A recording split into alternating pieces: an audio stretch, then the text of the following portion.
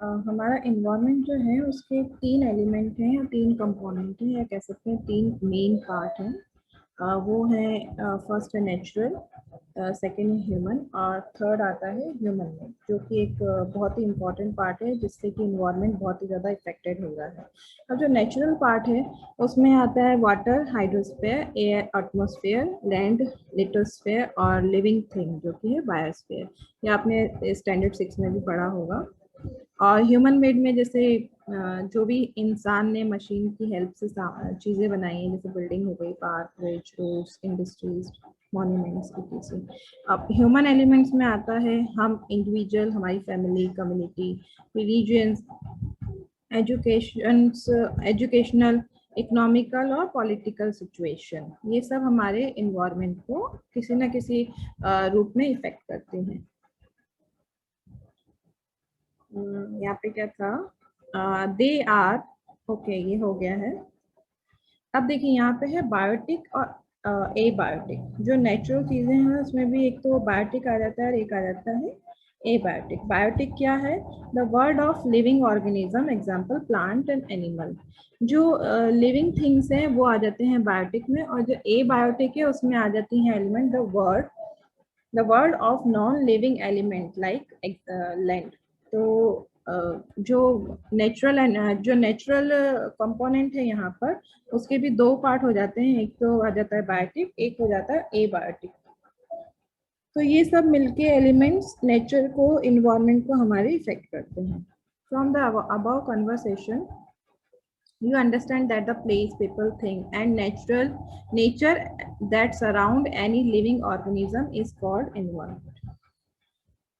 तो place, people, things और जो भी नेचुरल चीजें हैं जिसने हमें सराउंडिंग कर रखा, हमें घेर रखा है, वो सब एलिमेंट जो हैं एनवायरनमेंट कहलाते हैं। It is a combination of nature and human made phenomena. जो एनवायरनमेंट है नेचुरल और ह्यूमन मेड चीजों का कॉम्बिनेशन है। While the natural environment refers to both biotic and abiotic condition exist on the earth। अब देखिए वही बात आ गई कि नेचुरल चीजें हैं जो दो चीजों में डिवाइड होती हैं, बायोटिक और एबायोटिक में। Human environment reveals the activity, creation and the interaction among human beings। और यहाँ पर एक हम देख लेते हैं, एनवायरमेंट वर्ड जो है फ्रेंच लैंग्वेज से आया है, एनवायर्न से आया है, जिसका मतलब होता है नेबरहुड। This is important. और नेचुरल एनवायरमेंट पढ़ते हैं, land, water, air, plant and animal compress the natural environment. मतलब जो नेचुरल एनवायरमेंट है उसके अंतर्गत लैंड, वाटर, एयर, प्लांट और एनिमल सब चीजें आती हैं। You are familiar with the meaning of lithosphere, hydrosphere, atmosphere and the biosphere from your previous class। Let us learn some more facts about these domains। इन चीजों के बारे में हम और जानते हैं। लिथोस्फेयर से रेफर है लैंड की बात हो रही है यहाँ पे। इज द सॉलिड क्रस्ट और the hard top layer of the earth. It is made up of rocks, minerals and covered by a thin layer of soil. जो लिथोस्फेयर है वो लैंड से रिलेटेड है, लैंड को लिथोस्फेयर कहा गया है। और लैंड जो है पत्थरों से और मिट्टी से बनी है, उसके ऊपर पतली सी परत है मिट्टी की, और रॉक्स और उसके अंदर मिनरल्स, काफी सारे मिनरल्स पाए जाते हैं। जो मिनरल्स और रॉक से मिलकर जो बनी है वो हमारी अर्थ, मतलब धरती, जमीन जो है वो मिनरल्स और रॉक से मिलकर बनी है। उसके ऊपर एक परत है मिट्टी की। It is an irregular surface with the various landforms such as mountain, plateaus, plains, valleys, etc। Landforms are found over the continents and also on the ocean floors। देखिए जो हमारी लैंड है वो समतल नहीं है, सब जगह से, पूरी जगह से समतल नहीं है। कहीं पहाड़ हैं, कहीं खाई है, कहीं पर घास है, कहीं पे प्लेट्यूज है, कहीं पे जमीन एकदम प्लेन भी है।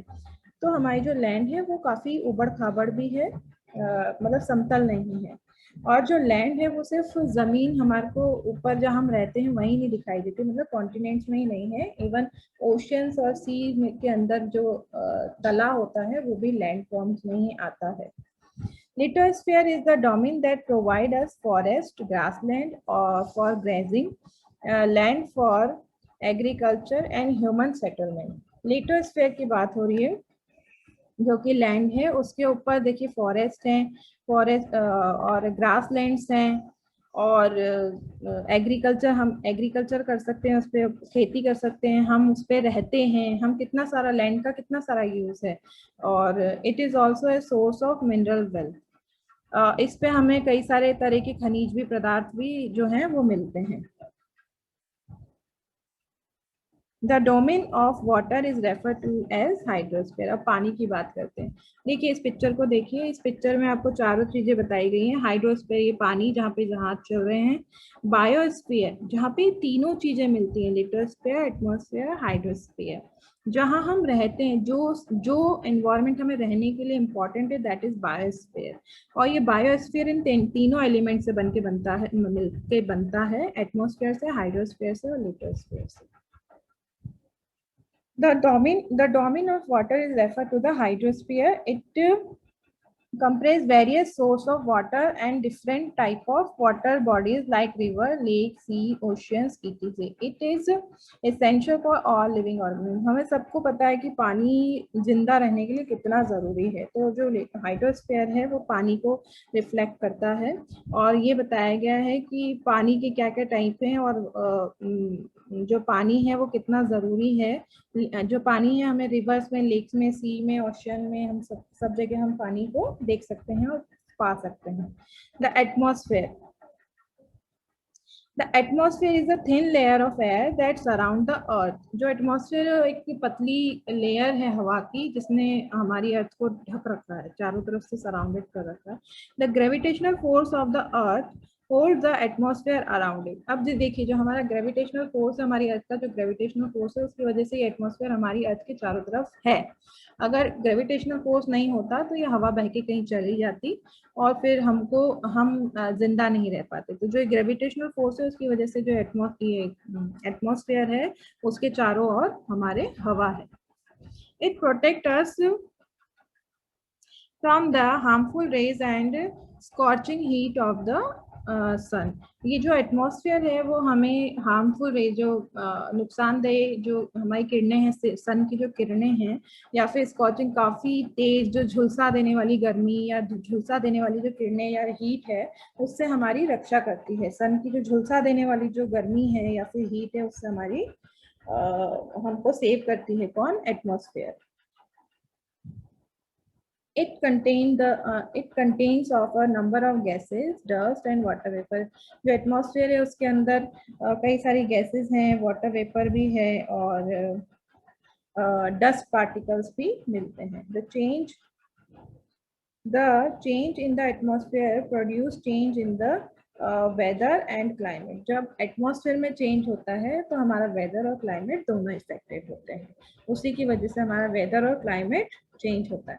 Plant and animal kingdom together make biosphere.